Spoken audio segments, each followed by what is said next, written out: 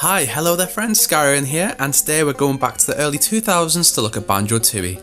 In the second game in the Banjo-Kazooie series, you again battle Gruntilda and her sisters in an attempt to save your friends, Jinjos, and generally the world from a nasty curse. So grab yourself a quick drink, and we'll get started.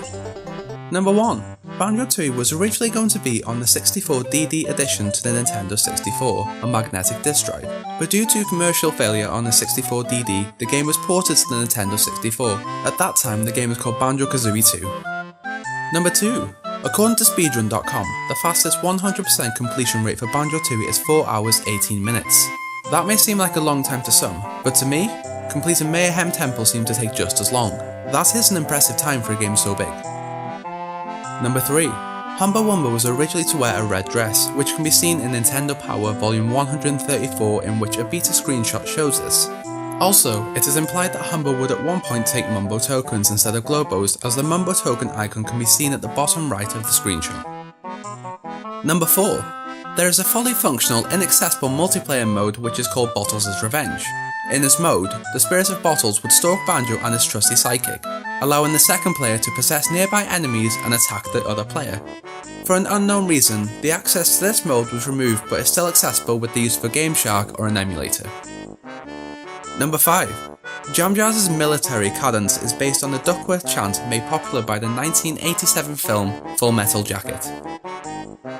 Number 6. Okay, so you've started Banjo-Tooie and you've entered Gruntilda's lair, and you can see all of those boulders covering up the entrance to Mumbo's mountain and the slopes to the rest of the lair.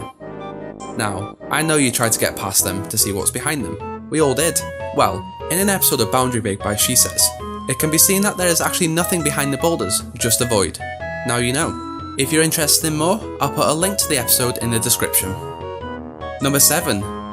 Mayhem Temple was originally supposed to be in Banjo-Kazooie but was pushed to the second game according to Grant Kirkhope, the composer of the audio. He also said in an interview with Game Grumps that there is a famous English football chant, "Come and have a go if you think you're hard enough," buried in the background music, which is all chopped up and unrecognisable. The Gulch Mine and Witcher World were also planned for the first game, but due to time restraints, were pushed back to Banjo-Tooie. Can you really imagine Banjo-Tooie without Witcher World?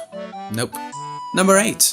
On the world Grunty's Industries, there are wooden crates that say, "Delivered to Twycross, England." There are a ton of these crates found in the quality control room. This is a reference to the fact that Rare's headquarters are located in Twycross. Number 9. Cauldron Keep was originally intended to be a full world with Jiggies, Warpads and Jinjos to collect. This would have bumped the total Jiggy count up to 100, which would have been the same as Banjo-Kazooie. Only concept design and plans were produced for the level. The level would have given the player access to the final battle with Gruntilda. Due to time restraints, the world was reduced to Cauldron Keep. From a list of available areas from the Banjo-Kazooie Wikia, it looks like we missed out on a great level. There's always Banjo 4, right? Number 10. In the world Jolly Roger's Lagoon, my favourite world by the way, there are lockers buried deep in the ocean.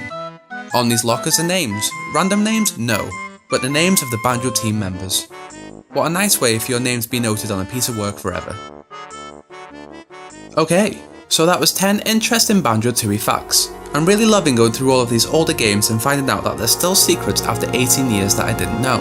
I'm hoping that's the same for you. If you like this episode, then go and hit that like button, and if you really like this episode, then go and hit that subscribe button for more content every Sunday. Now, enjoy your day. Bye.